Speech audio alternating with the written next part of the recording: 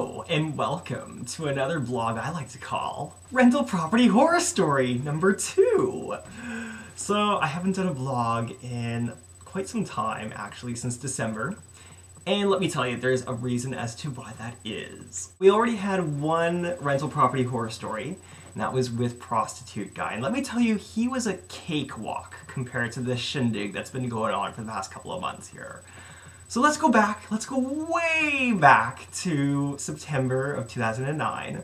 And what's essentially happened is that there was a room that came up available. The room got taken, basically, pretty quickly, but you still get the overflow of calls of people that are still interested in the room, right? So this one call was from this girl, and she says, "Oh yeah, is the room available?" I'm like, "No, it's not." And she's like, "Oh, that's too bad. I'm really looking for a place for me and my boyfriend." And I'm like, why are people always calling about like them and their husband or them and their children or whatever? It's a room that's available, right? Well, this time it actually turned out that one of my roommates who had the master bedroom already found himself a bachelor apartment for cheap. I couldn't compete with it. So he was on the waiting list for like 2 years. So he was moving out. So it's a big master bedroom. And I thought, well, 2 people in there wouldn't be too bad. Basically, I positioned it to them that, and I'll give you guys some hard numbers here because it's all going to be claimed on my income tax anyway. But I said, if you really want it, I have the master bedroom that's available, and I want $715 a month. I didn't expect them to take it. I was just basically giving them the message that, for that kind of money, you can find yourself a 1-bedroom apartment. Well, they took it. So in a way, I'm very happy because at this point in time, I'm still in the basement, and there's an old man paying, how much was he paying? $480 a month. And then there was the Asian man in the middle room paying $455, and then $715 for the master. I was making $1650 a month off of this place. I'm a happy camper, right? They move in, and things start to turn a bit weird. Now, they're a couple. And I like to call them the Mattel couple because without actually showing a picture of what they look like, this is as close as it gets. They're basically Barbie Girl and Ken Doll. Ken Doll is a football player for university and, whatever. And she's a cheerleader and whatever. It's effed, let me tell you. Anyway, so Ken Doll is all about like the Max Whey products, and he has like 2 milkshakes a day with this like protein vigorant, and then she has her like, I don't know, Almino pills or whatever. Like, they have more pills than, like, grandma. Seriously. Like, the whole kitchen was, like, taken over full of their stuff. They move in, and almost immediately, they're late with paying the rent. Now, that's not necessarily uncommon. Some people are, but usually they let me know, right? They're like, "Listen, man, I just don't have enough money for Friday. Like, I'll get it to you on Monday or whatever." They let me know, right? No, the couple's just like, "Oh, like, yeah, we forgot," or whatever, right? And they're constantly late, like, not like a couple of days. We're talking like 10 days in some instances. So consistently late with paying the rent. And then weird things start to happen. Like, they're moving around the common area furniture in the main floor, which is shared by everybody else. And it's like, this is not your apartment. This is like, you have your bedroom, and then you have the privilege to share this stuff with me, right?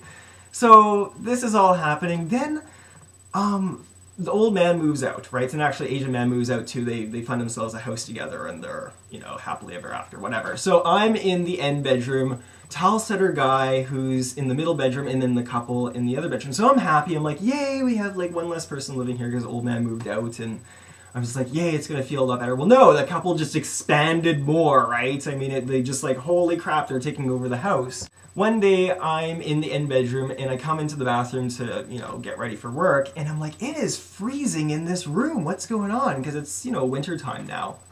And I take a look around, and there's like the grate for the heat vent, the forced air heating. It was closed. I'm like, oh, that's weird. So I open it up, and then 3 hours later, it's closed again. And I open it up, and it's closed. And I'm like, what the hell is going on? So finally, I just don't even say anything. I just grab some super glue in the main floor, and I just super glue it open, right? So after doing that, I'm playing video games like the next day or something like that. I don't know, on the main floor. And Barbie Girl walks in, and she's like, "Oh, if you're wondering why we're closing the vent in the bathroom, it's because we're trying to force more air into the master bedroom because it's cold where we are." And I'm like, well, first of all, when they build a house, they know that they're going to engineer it so that a master bedroom is going to get more heat than a bathroom, right? So it didn't make any sense, really. It's just gonna make all the extra rooms hotter, right? And second of all, I'm like, well, like, why is it cold in your room? And she shows me, and her window is wide open in like the middle of November or whatever it is. And I'm like, why are you opening up your window? Close it. And she's like, oh, well, it's because, you know, me and my boyfriend or whatever, it's too warm when we sleep together, but then it's too cold during the day. I'm like, well, duh, right? So I'm like, just close the window, keep it closed, right?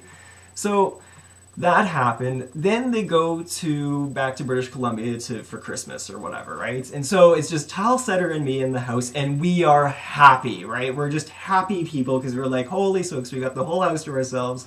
We don't have this like crazy couple living with us. But then a couple of days later, a Talsetter guy comes up to me and he says, Landon, my wall that's next to the couples, like, it's freezing cold, and I can hear wind howling in the night. And I'm like, oh my god, did they leave the window open again? So I take my key and I open up the master bedroom door, because I mean, there's could be snow coming in the window, right? It's like Christ.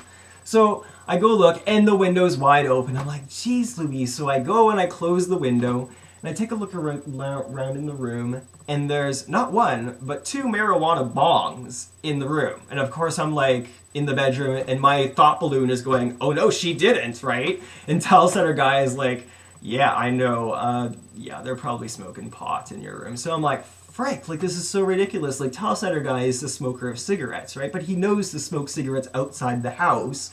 What would possibly make you think that it's okay to smoke marijuana in a home that is shared by everyone else? So they come home from Christmas, and I basically confront her, right? She's like, these people are weird. Like, they're just whacked. Like, they're university students, like, in their early 20s, late teens or whatever. And, like, they've probably been smoking a lot of pot, and they're taking a lot of shit in their body to, like, do what they gotta do at university. And so, like, literally, Barbie Girl's watching, like, ETV or something like that in the living room, and she's just, like, her eyes are like wide open and just like completely out of her mind. I come up to her and I'm like, are you guys smoking pot in the room? And she kind of like looks at me like, oh, well, my boyfriend and I just wanted to party. And I'm like, okay, listen, there's no more smoking pot in the room. There's no more gonna be opening up windows. I mean, I have to pay like a heating bill, people. And like, no more moving around the furniture, no more closing the grates, no more. This is so ridiculous. And so I'm about to leave, and I can hear her say, oh, well, we just did that to piss you off. And I'm like, I'm sorry. Do you want to get kicked out? It's -30 out. If you want to be homeless, that's perfectly fine with me, right? So, whatever. Now they confirm that they've been smoking pot in the house, and it's like, Christ, people. So I go to the rentalsman because I want to do this legally, right? I mean, they're from British Columbia. They probably have parents that have money that can afford lawyers, right? I just want to do it safely and, like, legally, right? So I go to the rentalsman, which is downtown, and I tell them, like, listen, they completely admitted to smoking pot in their room. I need them out, right? And I want to give them like a 24-hour eviction notice or something like that, just to, you know, fuck with them. They basically tell me that because marijuana is a decriminalized drug, we can't do the 24-hour eviction. You have to give them a full month's notice. And this is like the beginning of January. I don't, like, a full month's notice is like a full calendar month. So they, like, the earliest they can get out is the end of February. That's like a month and a half of, like, awkwardness, right? So I'm like, geez. And so I actually got the document to do the full month eviction notice, but I didn't actually give it to them because, you know, I was going to give it to them at the end of January. As this is happening, they're not paying rent again. Yeah, that's right. They're late, and it's like, okay, like, where is it?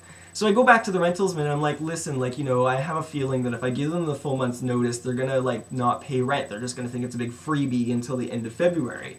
And that's when the rentalsmen say, oh no, like, if they don't pay rent for 16 days, then you give them the 24-hour eviction notice. So my idea was I wasn't going to remind them about the rent, right? So I was going to wait until the 16 days were up, and then I would give them the 24-hour eviction notice.